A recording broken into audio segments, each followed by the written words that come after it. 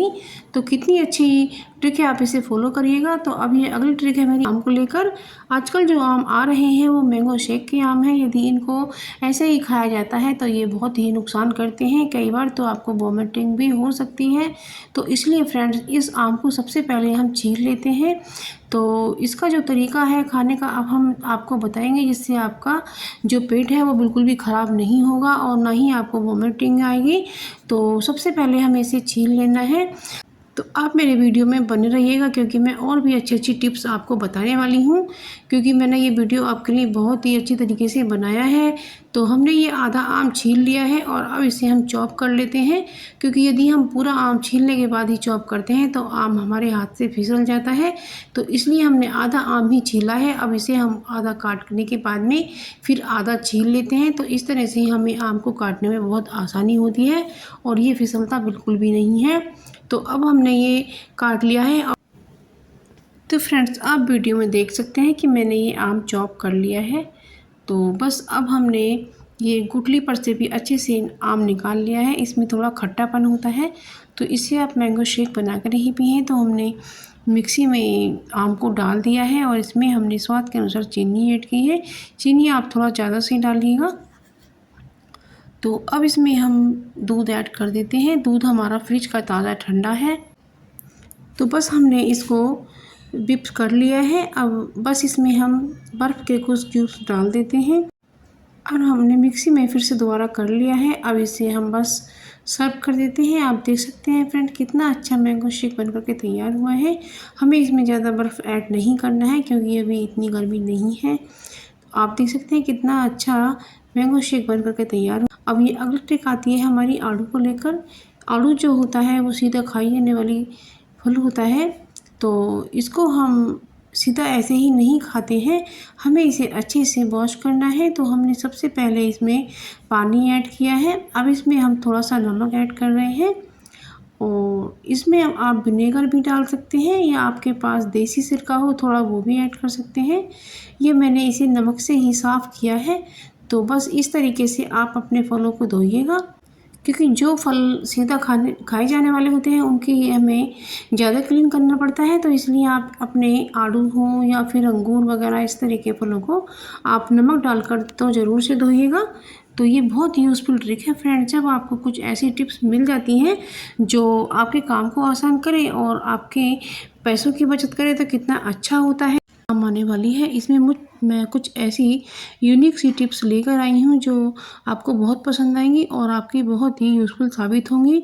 तो सबसे पहली टिप है मेरी ये रुई की बत्ती को लेकर। जब हम घर पर ही रुई की बत्ती बनाते हैं तो ईज़िली बहुत अच्छे से बन जाती हैं, और इस पर आप दूध ज़रूर से लगाइएगा। तो आप जब बाज़ार से रुई की बत्ती लेकर आते हैं तो वो बहुत मोटी होती हैं और जल्दी जल्दी से जलकर ख़त्म हो जाती हैं।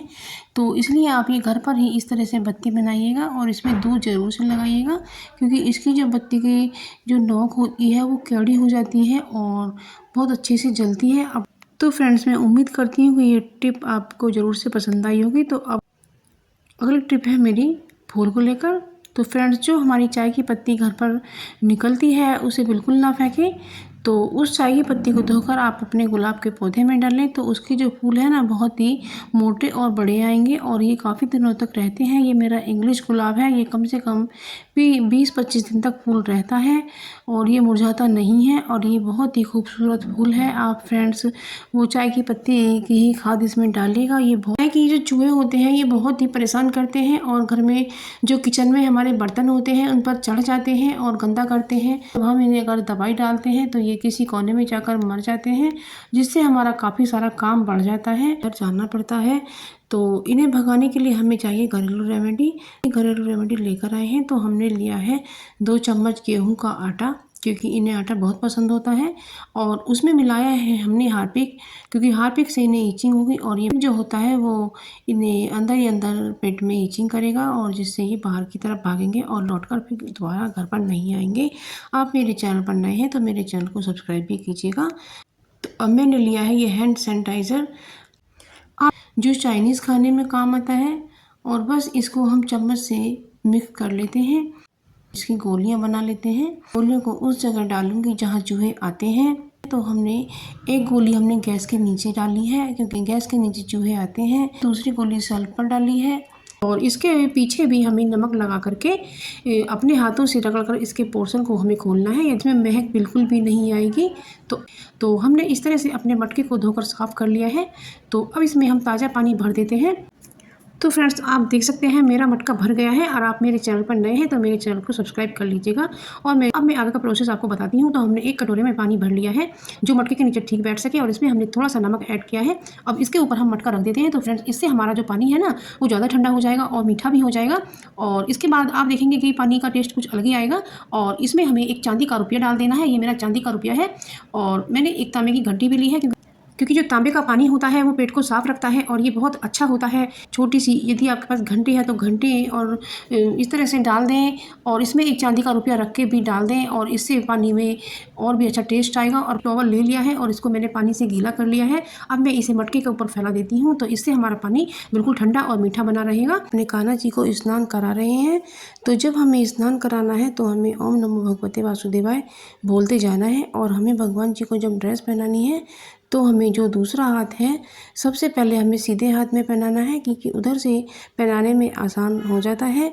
और अब हम कान्हा जी को ये माला पहना रहे हैं। ये तुलसी की माला है जो हम वृंदावन से ही लेकर आए हैं। और हमारे कान्हा जी की ये ड्रेस भी वृंदावन से ही आई है। और ये बंसी और मुकुट सब हमारे कान्हा जी के चीज़ें हैं। ये बहुत ही अच्छी चीज़ें हैं। हम कान्हा जी का श्रृंगार कर रहे हैं तो हम आपको इसका दर्शन करा रहे हैं। और ये गोपी चंदन है और इसे हम कान्हा जी को लगा रहे हैं। तो ये जो दर्शन होता है ये बहुत शुभ होता है। तो जो भी आप इसे देखेंगे आपको देखने का इसका बहुत पुण्य मिलेगा। ये हमारे कान्हा जी का मुकुट है और हमने कान्हा जी का अच्छे से श्रृंगार किया है। और ये सुबह हमारा 6 सवा 6 बजे का टाइम है। आप जल्दी से उठकर कान्हा जी की सेवा कीजिएगा। और ये बांसुरी हम कान्हा जी के लिए लेकर आए हैं। तो इसे हम कान्हा जी को ही बजाने का सेवा कर रहे हैं। तो हम कान्हा जी की बांसुरी सेवा कर रहे हैं। तो ये कान्हा जी को बहुत प्रिय है। ये जो बंसी है इसे हम केवल भगवान जी से ही बजवाते हैं। हमारे घर में इसे कोई नहीं बजाकर झूठा करता है। और ये हमारे वृंदावन बिहारी जी हैं। आप देख सकते हैं कितने प्यारे हैं। तो हम बिहारी जी की भी मूर्ति हम अपने घर। तो फ्रेंड्स, ये आप देख रहे हैं चंदन हम वृंदावन से लेकर आए हैं। इसे गोपी चंदन कहा जाता है। और ये कान्हा जी की ड्रेस है हम वृंदावन से लाए हैं, जो बहुत ही हमें कम पैसों में मिली है। तो वहाँ से आप ला सकते हैं। तो वहाँ पर जो चीज़ें हैं बहुत ही कम कॉस्टली हैं।